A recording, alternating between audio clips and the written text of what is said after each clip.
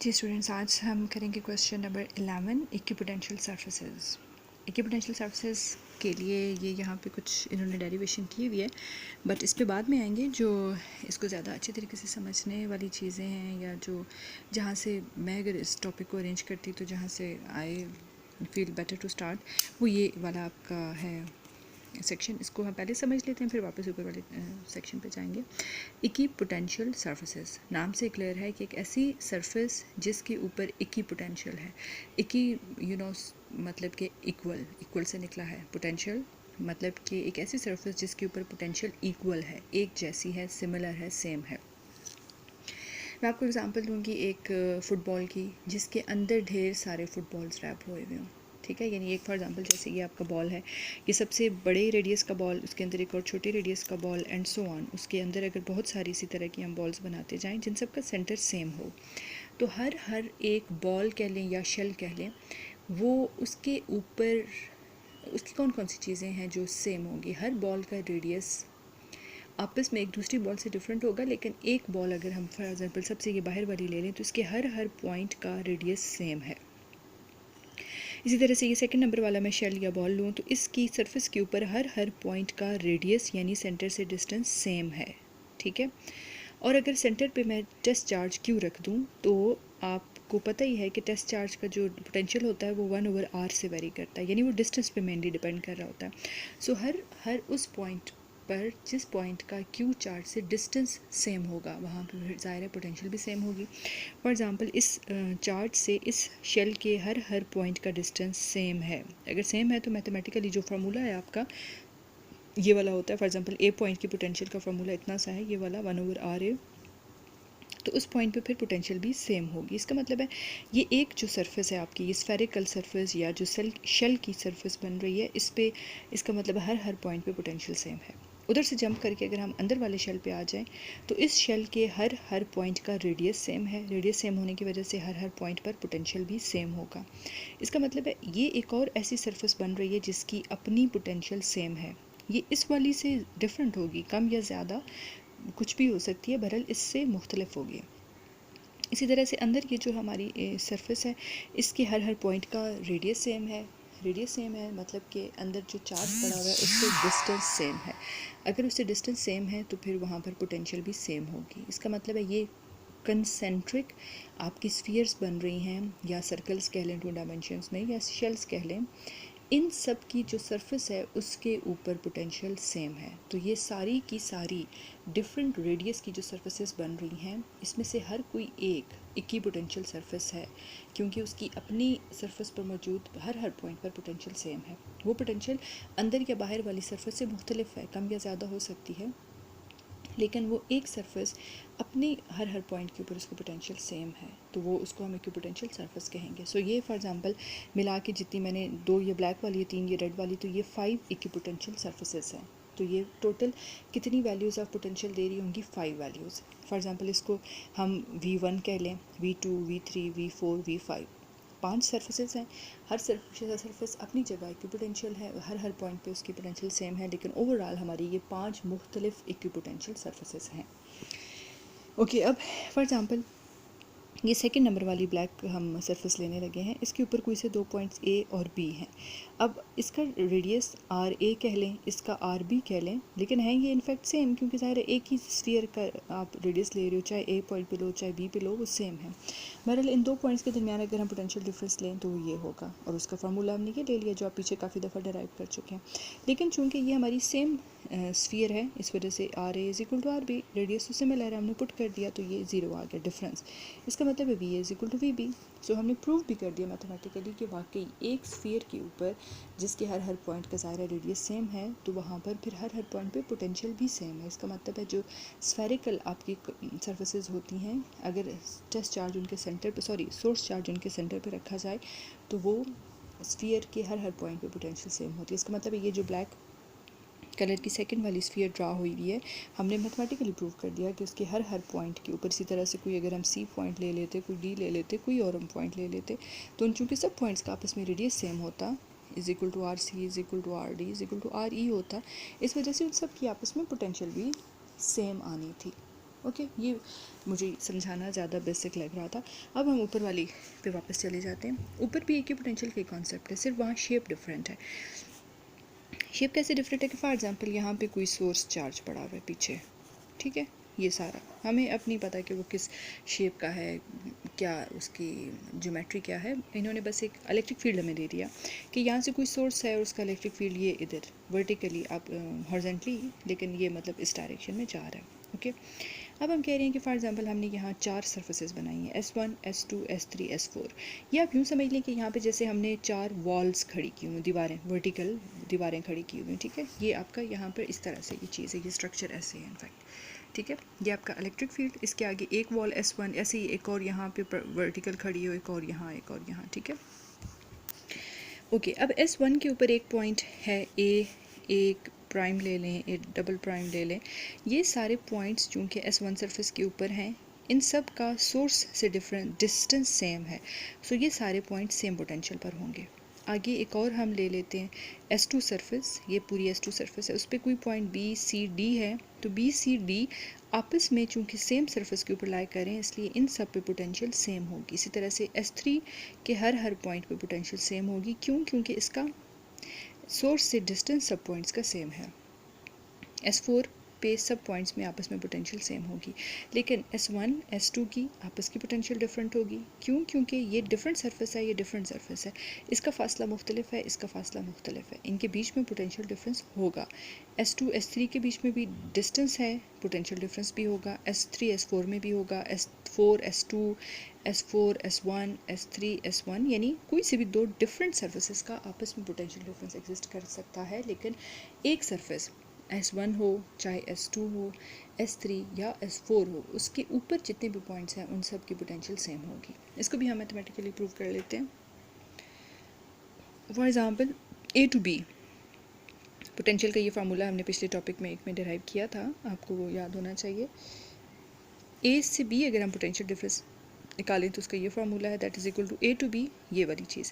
A to B में electric field इधर directed है और A to B की जो लेंथ सेगमेंट है L, वो भी इधर ही है, तो आपका कॉज ऑफ 0 हो गया। इस वजह से आपका इलेक्ट्रिक फील्ड का ये फार्मूला आ गया, तो ये नॉट इक्वल टू 0। इसका मतलब है A और B पॉइंट्स के दरमियान potential difference is not equal to 0, और वाकई होना भी नहीं चाहिए, क्योंकि A S1 पर है, B S2 पर है, दो डिफरेंट इक्विपोटेंशियल सर्फेसेज हैं, तो इनका पोटेंशियल डिफरेंस 0 नहीं होना चाहिए। फिर हम कैलकुलेट करें potential difference between B and C। B and C, B और C तो सेम पोटेंशियल सरफेस पे हैं S2 पे, तो भला देखते हैं कि इनका आंसर क्या आता है। अब इसके अगर हम पोटेंशियल डिफरेंस का फार्मूला वही वाला लगाएं तो क्या होगा, E और DS की जब डॉट प्रोडक्ट खोलेंगे तो cos ऑफ 90 आएगा। क्यों? क्योंकि इलेक्ट्रिक फील्ड इधर है, लेकिन B और C की अगर लेंथ हम लें तो वो तो ऊपर जा रही है, और उस वजह से यह एंगल 90 का बन रहा है, तो cos of 90 is equal to 0। So ये VC is equal to VB। So mathematically भी प्रूव हो गया कि अगर हम B और C दो पॉइंट्स एक ही सरफेस के ऊपर लेंगे तो उस पर पोटेंशियल सेम होगी। सो आई होप कि आपको समझ आ गई होगी ये बात। शेप इनकी कुछ भी हो सकती है, वर्टिकल मतलब प्लेन शेप भी हो सकती है, स्फेरिकल भी हो सकती है, क्यूबिकल भी हो सकती है। एक क्यूब के अंदर बहुत सारे क्यूब्स रखते जाओ, जैसे अक्सर आप फ्रेंड्स एक दूसरे को कभी गिफ्ट करते हो तो एक क्यूब के अंदर ढेर सारे अंदर बॉक्सेस बना दिए जाते हैं, और अंदर से निकलती कोई एक छोटी सी या तो टॉफ़ी है या कोई जूता निकल आएगा या कोई इस किस्म की चीज़। मुझे एक दफ़ा याद है BSc में मेरी फ्रेंड्स ने बर्थडे पे गिफ्ट किया था, वो बिल्कुल ऐसे ही पैक था, उसके अंदर कुछ 10-12 क्यूब्स थे पैक हुए हुए। सबसे एंड पे फिर एक जूतों का पेयर निकला था, और शुक्र है कि निकले दोनों जूते थे, मतलब पेयर था, एक अकेला जूता नहीं था। सो ये काम भी अक्सर आप कर सकते हैं, बॉक्सेस के अंदर बॉक्सेस बॉक्सेस बॉक्सेस। सो वो एक जो बॉक्स है वो एक इक्विपोटेंशियल सरफेस है, उसके अंदर दूसरा तीसरा चौथा जो बॉक्स है वो सब एक एक इक्विपोटेंशियल सरफेस है, लेकिन एक दूसरे से उनकी पोटेंशियल मुख्तलिफ है। सिलेंडर्स भी हो सकते हैं, आप कोन के अंदर कोन बनाते जाओ, यानी शेप्स। फिर हाँ, एक ये चीज़ ज़रूरी है कि वो सारी शेप्स हों एक जैसी। स्फीयर है तो सारे स्फीयर्स हों, क्यूब है तो सारे क्यूब्स हों, सिलेंडर हैं तो सारे सिलेंडर्स हों, रेक्टेंगल्स हैं तो सारे रेक्टेंगल्स हों, ठीक है। एक ट्राइंगल फॉर एग्जांपल बना दें, अंदर कोन बना दें, अंदर क्यूब बना दें, तो वो फिर इक्विपोटेंशियल सर्फेसिस की उस तरह से सिमेट्री नहीं बन पाएगी। ओके, फिर जैसे ये फॉर एग्जांपल उन्होंने ड्रा किया कि A1 और 2 अगर एक इक्विपोटेंशियल सरफेस है तो 1 और 2 में पोटेंशियल डिफरेंस 0 है, लेकिन अगर ये नीचे ग्रे वाली दूसरी पोटेंशियल सरफेस है तो 1 और 3 में पोटेंशियल डिफरेंस नॉन ज़ीरो है। इसी तरह से 3 और 4 में भी नॉन ज़ीरो है, क्योंकि ये एक है, A मैं इसको कह देती हूँ, ये B है और ये C है, तीन अलग इक्विपोटेंशियल सरफेसेस है, इसको आप रीड कर लें, इसमें ये चीज़ लिखी हुई है। ओके, नेक्स्ट आपका काफ़ी इंपॉर्टेंट टॉपिक है, काफ़ी इंपॉर्टेंट इन द सेंस के एग्जामिनेशन पॉइंट ऑफ व्यू से भी और वैसे कॉन्सेप्ट वाइज ये चीज़ बहुत इंपॉर्टेंट है। E is equal to minus gradient of V, electric field as gradient of potential. Gradient आपने पढ़ा होगा आई गेस, क्लासिकल मैकेनिक्स में थर्ड ईयर में हमने फर्स्ट चैप्टर वेक्टर में पढ़ा था। ग्रेडियंट डायरेक्शनल चेंज होता है, यानी ग्रेडियंट ऑफ वी तो स्केलर क्वांटिटी है, लेकिन ग्रेडियंट वी जब ले लिया जाता है तो वो एक वेक्टर क्वांटिटी बन जाती है। इसका मतलब यह है कि पोटेंशियल में किसी ख़ास डायरेक्शन में लिया जाने वाला चेंज, ठीक है। पोटेंशियल में वैसे तो ज़ाहिर हर डायरेक्शन में चेंज पॉसिबल है, लेकिन किसी ख़ास डायरेक्शन में चेंज, डायरेक्शनल डेरिवेटिव जब लिया जाता है तो उसको हम ग्रेडियंट कहते हैं, ठीक है। So electric field is equal to minus gradient of V, यानी ख़ास किसी डायरेक्शन में वी का अगर हम डेरिवेटिव लें तो वो इलेक्ट्रिक फील्ड के बराबर आ जाएगा। और वो ख़ास डायरेक्शन कौन सी होती है? वो डायरेक्शन जिसमें ये डेरिवेटिव मैक्सिमम हो, ठीक है। यानी इलेक्ट्रिक पोटेंशियल का डेरिवेटिव अगर हम उस डायरेक्शन में लें जिसमें सबसे ज़्यादा चेंज आ रहा है, ओके। ये मुझे याद है थर्ड ईयर में हमने ग्रेडियंट पढ़ते हुए आपको क्लासरूम में मैंने पंखे की शायद हवा सीलिंग फ़ैन की जो लग रही होती है उसकी मिसाल दी थी कि आप उसके बिल्कुल जब नीचे बैठे होते हो हवा ज़्यादा लगती है, अगर आप फ्रंट वाइट बोर्ड वाली साइड पे जाओ, टीचर वाली साइड पे, तो वहाँ कंपैरेटिवली कम आएगी हवा। बिल्कुल पीछे बैक बेंचर्स वाली साइड पर चले जाओ तो हवा बहुत ही कम है। इसका मतलब पंखे की हवा डायरेक्शन पर डिपेंड कर रही है, किस डायरेक्शन में सबसे ज़्यादा चेंज है उसमें, ओके। या जैसे आप पेडिस्टल फ़ैन ले लो जिसकी जो रोटेट करता है, तो जिस डायरेक्शन में आप उसको फिक्स कर दोगे ज़ाहिर है वहाँ हवा का चेंज सबसे ज़्यादा है, और जो जो उसकी बैक साइड पे आ जाएगा वहाँ हवा का चेंज नहीं है, इतना मिनिमम है। सो इसका मतलब है किसी भी स्केलर क्वांटिटी का चेंज किसी ख़ास डायरेक्शन में, लेकिन उस डायरेक्शन में जिसमें मैक्सिमम हो, ठीक है। सो इलेक्ट्रिक पोटेंशियल का चेंज एक ऐसी डायरेक्शन में जहाँ पे वो मैक्सिमम चेंज दे रही हो, that is equal to electric field.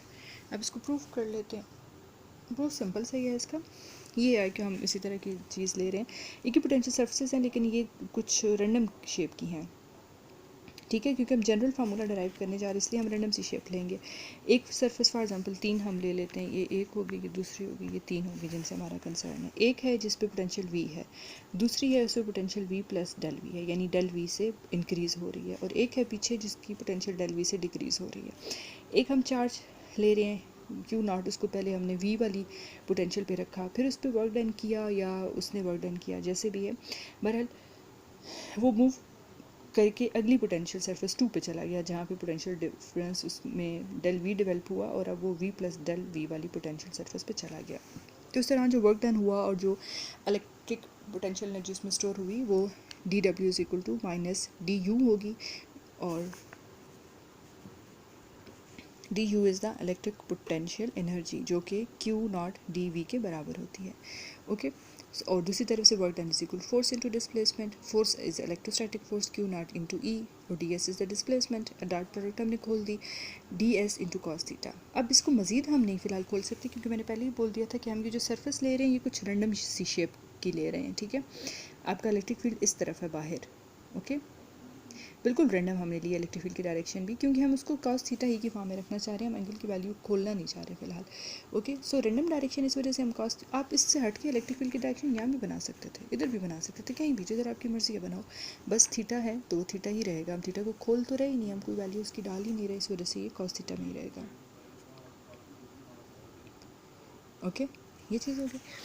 अब हमने दोनों को कंपेयर कर लिया, 1 और 2 को, ये भी वर्क डन है, ये भी वर्क डन है, सो दोनों बराबर हो गए।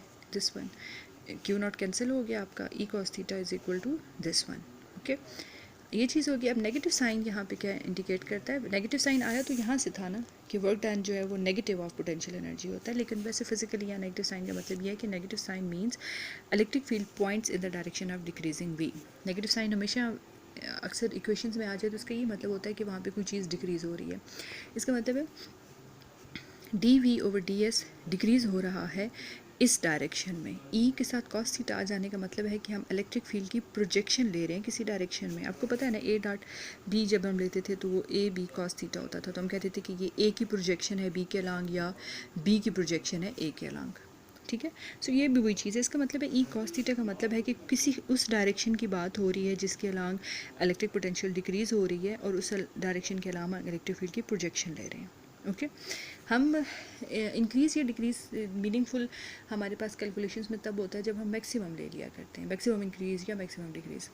तो हमने दोनों साइड्स पे मैक्सिमम को ले लिया, मैक्सिमम लिया तो इलेक्ट्रिक फील्ड तो आपने बाहर निकाल लिया कांस्टेंट के तौर पे, और कॉस थीटा की मैक्सिमम वैल्यू आपको पता है 1 होती है। सो इसका मतलब आपकी इक्वेशन ये बन जाएगी, electric field is equal to negative of dv/ds maximum. Okay और किसी भी, जैसे पहले मैंने जिक्र किया कि कोई भी फंक्शन f हो उसका डेरिवेटिव r के हिसाब से लें और उसकी मैक्सिमम वैल्यू लें तो वो उस फंक्शन f के ग्रेडियंट के बराबर होती है। इसका मतलब है ये चीज़ आपकी ग्रेडियंट ऑफ पोटेंशियल v के बराबर है, यानी E is equal to minus gradient of v। और अगर वेक्टर फॉर्म में इसको लिखें तो electric field is equal to minus del into V. Okay और डेल ऑपरेटर आपने जैसे थर्ड ईयर में पढ़ा था किसके बराबर होता है आपका, ये इसके बराबर, ठीक है, वेक्टर की फॉर्म में। सो आपके अलग अलग कंपोनेंट्स अगर निकालें तो ये इस तरह से निकल आएंगे। सो ये वाली इक्वेशन आपकी काफ़ी इंपॉर्टेंट है जो ये स्टेट करिए कि electric field is negative of gradient of V. Okay इसके साथ आपका ये चैप्टर कंप्लीट है। अब आप संडे का दिन लें पूरा, कल के दिन में इसको थॉरोली देखें, न्यूमेरिकल्स जो नहीं समझ आते वो बताया करें, बिकॉज न्यूमेरिकल्स आपको थर्ड ईयर में भी ये प्रैक्टिस रही है। एक एक न्यूमेरिकल मैंने आपको बच्चों की तरह नहीं कराना, बिकॉज इस लेवल पे आके इस चीज़ की ना तो ज़रूरत है ना ये स्पून फीडिंग की आदत मैंने कभी स्टूडेंट्स को डाली है BSc लेवल पर। आप न्यूमेरिकल्स ट्राई करें, जो नहीं होता वो पूछें, लाजमी पूछें, बेशक हफ्ता लें 1.5 हफ्ता लें, साथ साथ करते रहें, जो नहीं होता वो आप पूछें। और जब हो जाए कंप्लीट साथ साथ उसके असाइनमेंट्स बनाते रहें, जो इंशाल्लाह जब हम कॉलेज में रीस्टार्ट होगा आपका सारा सिस्टम तो असाइनमेंट्स डेफिनेटली जितना हमें ये समर टास्क कर चुके होंगे उसके असाइनमेंट्स रिटर्न मैं आपसे पहले ही हफ्ते 1.5-10 दिन में सबमिट करवा लूँगी। So best of luck for this chapter, इसको ध्यान से पढ़ो, कोई अगर चीज़ समझ नहीं आती तो पूछें। और मंडे को अगेन हम इसका एक छोटा सा इसी तरह का टेस्ट रख लेंगे।